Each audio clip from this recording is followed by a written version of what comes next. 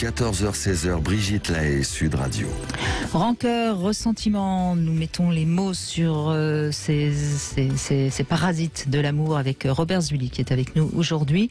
Et puis, avant d'accueillir Patrick Lemoine qui nous a rejoint, je voudrais la réponse à ma devinette. Quelle est la définition de l'amour version homme ? Alors, pour l'homme que je suis, l'amour, c'est quand tout est possible, que rien n'est défini à l'avance et qu'il n'y a donc pas de définition à l'amour. Bah, c'est pas une réponse drôle, ça. Hein. Non, c'est pas drôle. Bon. L'amour, c'est l'effort que fait l'homme pour se contenter d'une seule femme. Ah oui, Hein ? c'est pas mal. C'est pas mal, hein ? C'est Bon. pas mal. Alors, on retrouve Patrick Lemoine, notre psychiatre qui décode les cerveaux des génies. Bonjour Patrick Lemoine. Oui, bonjour Brigitte. Merci de... Je suis un peu triste, c'est notre dernier rendez-vous. Bah oui, mais on se retrouvera quand vous voulez. Hein. Vous savez que vous êtes toujours bien accueilli ici si vous avez envie de venir. Patrick Lemoine, La santé psychique des génies, c'est aux éditions Odile Jacob. On a parlé des génies du bien, des génies du mal la semaine dernière. Et là, on va parler des plus grands cerveaux, notamment Einstein, évidemment, qu'on a d'ailleurs disséqué son cerveau. Hein. Je ne me trompe pas. Hein. Absolument. Alors qu'il avait interdit explicitement qu'on le fasse avant de mourir. Ça ne les a pas gênés pour piquer son cerveau et ses yeux, curieusement. Oui. Alors, bon, j'ai vu que vous mettiez 10 sur 10 à Darwin. Oui. Oui, bon. Parce que mes notes, c'est pas sur le niveau de génie, c'est sur le pourcentage de bien. Oui. Du bien, Mais 10 sur 10, c'est moi, franchement... oui, avec Marie Curie et puis Sœur Emmanuel, je crois qu'ils sont au firmament. Oui, alors Marie Curie, on en avait déjà parlé, oui. On va en reparler aujourd'hui. Vous êtes amoureux de Marie Curie, de toute façon. Absolument, absolument. On ne peut rien vous cacher, oui. Ah oui, j'ai bien compris. moi, à côté... Oh, mais si, vous êtes aussi au firmament. Non, je ne cherche pas les compliments. C'était de l'humour. Oui, alors, bon, mais commençons par Darwin. Darwin, bon, je crois qu'aujourd'hui, tout le monde à peu près connaît Darwin, bien que je sache que la culture est en nette diminution dans notre pays, mais quand même... Non, c'est les mathématiques. C'est les mathématiques surtout. Ouais. Mais bon, Darwin, il faisait pas des maths, donc ça va. Oui. Darwin, bon, il a été pourtant très décrié à son époque, hein. Ah ben ça, il a été lynché scientifiquement et médiatiquement, et il a tenu bon. Parce qu'effectivement, pour être un génie, il faut aussi avoir de la suite dans les idées pour imposer ce qu'on considère comme un bon dans la connaissance pour l'humanité. Et c'est vrai qu'on peut dire qu'il y a eu un avant Darwin et un après Darwin. Et à part quelques États créationnistes américains, sa théorie s'impose universellement aujourd'hui. Alors je me souviens plus du titre du film où on voit Darwin justement dans ce fameux bateau qui s'appelle vous le dites dans votre livre, j'essaye de le retrouver. Bon, je le retrouve pas, c'est pas grave. Je sais plus comment il s'appelle ce film formidable. Je sais pas si vous l'avez vu, Patrick Lemoine. Ça reste la planète des singes.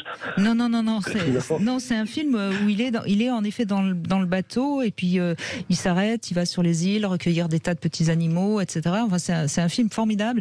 Et justement, si vous l'aviez vu, j'aurais aimé savoir s'il était assez juste, mais je suppose que oui. C'est un film américain. Oui.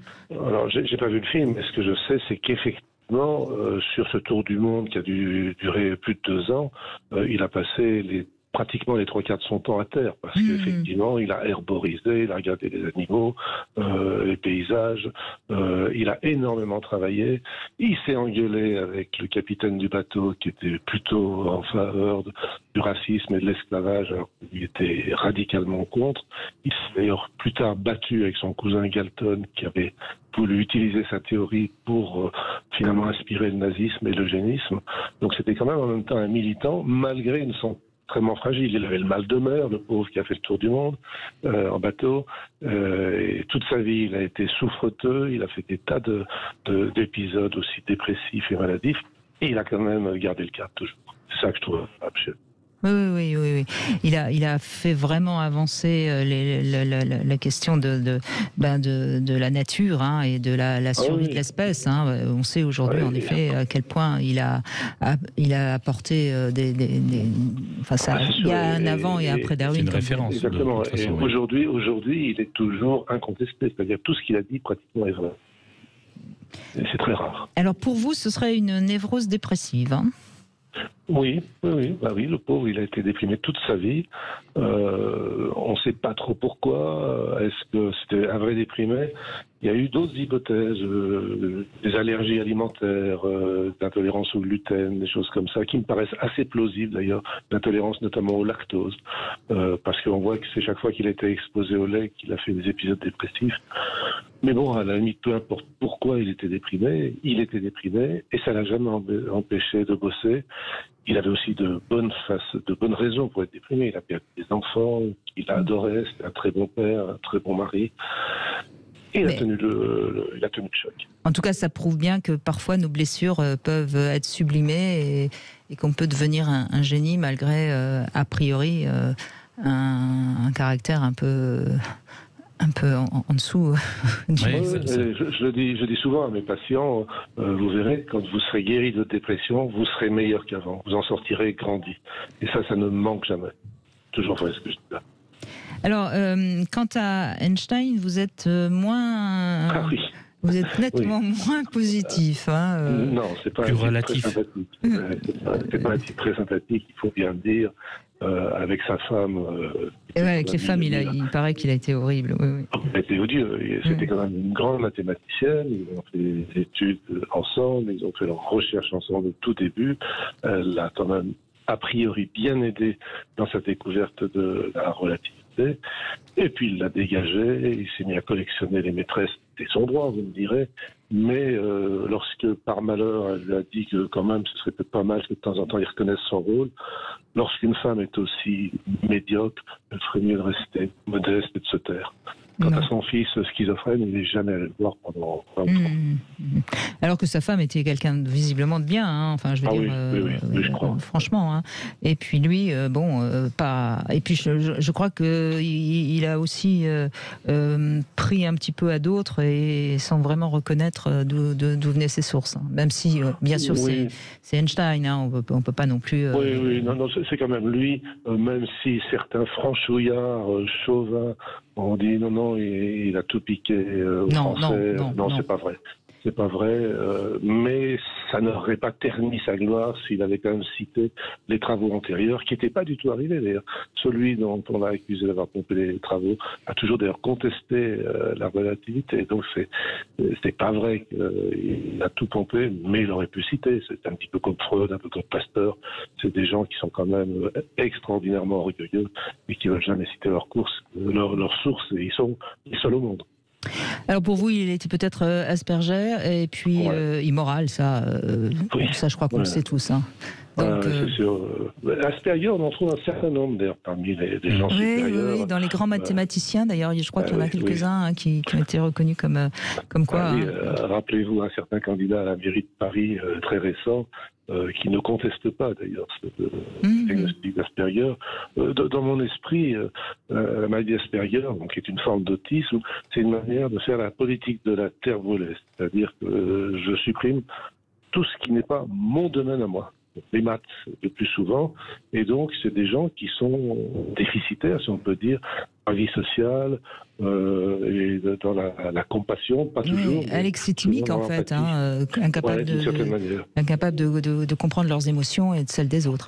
Et puis Marie Curie, c'est Marie Curie, n'est-ce pas? Cela dit, c'est quand même la première femme qui a eu un prix Nobel, et elle en a eu un deuxième. Absolument.